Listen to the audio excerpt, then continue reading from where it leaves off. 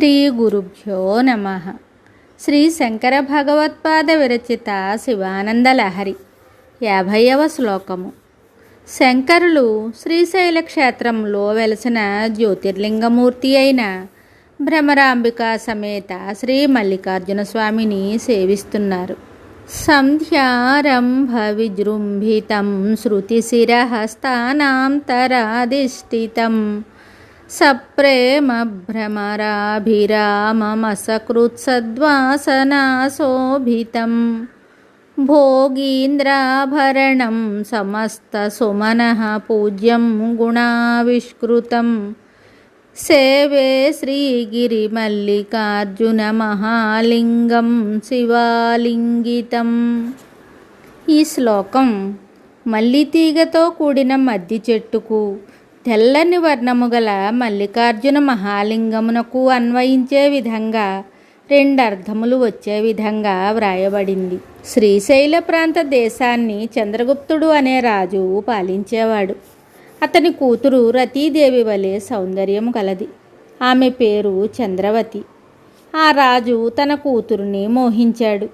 ఆ విషయం తెలిసిన చంద్రవతి రాజగృహం విడిచి శ్రీశైలానికి వెళ్ళి శివుని గురించి తపస్సు చేసింది. శివుడు ప్రత్యక్షమయ్యాడు.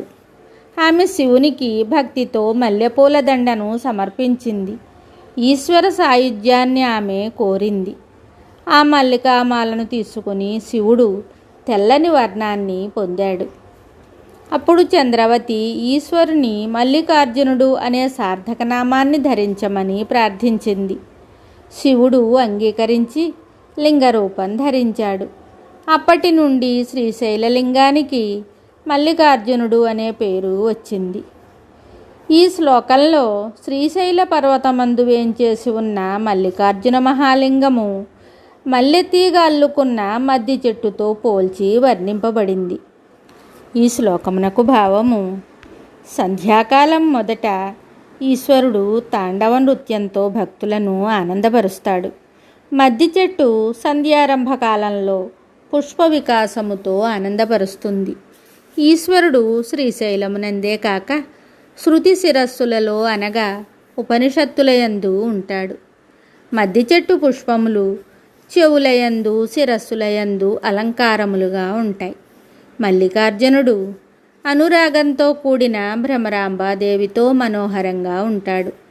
మద్ది చెట్టు ప్రీతితో కూడిన తుమ్మెదలచే సుందరంగా ఉంటుంది. ఈశ్వరుడు మాటిమాటికిని యోగ్యములైన సంస్కారములచే ప్రకాశించేవాడు. మద్ది చెట్టు మంచి సువాసనలచే ప్రకాశిస్తుంది. ఈశ్వరుడు సర్పరాజైన వాసుకి ఆభరణంగా కలవాడు. మద్ది పువ్వు భోగప్రియులైన వారికి ఆభరణమైనట్టిది. ఈశ్వరుడు అందరు దేవతలకు పండితులకు పూజనీయుడు. మద్ది పువ్వు అన్ని పువ్వులలో శ్రేష్టమైనది. ఈశ్వరుడు సద్గుణములచే వ్యక్తము చేయబడేవాడు. మద్ది పుష్పము సుగంధ గుణముల వలన తెలియబడుతుంది. పార్వతిచే కౌగలించుకొనబడినవాడు శ్రీశైల మల్లికార్జున స్వామి మద్ది చెట్టు. జమ్మి చెట్టుతో కూడినది. మల్లెపూల దండలచే పూజింపబడి ఒక విధమైన తెల్లని వర్ణము గలవాడు మల్లికార్జునుడు. అటువంటి మల్లికార్జున నామము గల శివుని జ్యోతిర్లింగాన్ని సేవిస్తాను. శంకరాచార్యుల వారు శిష్యులతో పాదచారి అయి హిందూమత ప్రచారానికి భారతదేశం అంతటా పర్యటించారు. ఆ సందర్భంలో వారు మన ఆంధ్రదేశంలోని శ్రీశైల మహాపుణ్యక్షేత్రాన్ని సందర్శించారు. ఆ సమయంలో సంధ్యాకాలం అయ్యింది. అప్పుడు అక్కడ మల్లెతీగ అల్లుకున్న ఒక మద్ది చెట్టు వారికి కనబడింది. దానిని పోలికగా చేసుకొని పరమేశ్వరుని ఈ అద్భుతమైన శ్లోకంలో వారు వర్ణించారు. ఈ శ్లోకము దీని తరువాతి శ్లోకము శ్రీశైల మల్లికార్జున స్వామిపై శంకరులు చెప్పిన గొప్ప శ్లోకాలు. శ్రీశైలం గొప్ప పుణ్య జ్యోతిర్లింగ క్షేత్రము. శ్రీశైల శిఖరం దృష్ట్వా పునర్జన్మ న విద్యతే అంటారు.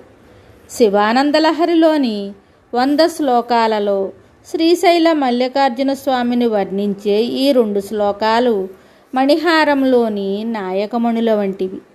మరి ఒక శ్లోకంతో మళ్ళీ కలుద్దాం. శుభం.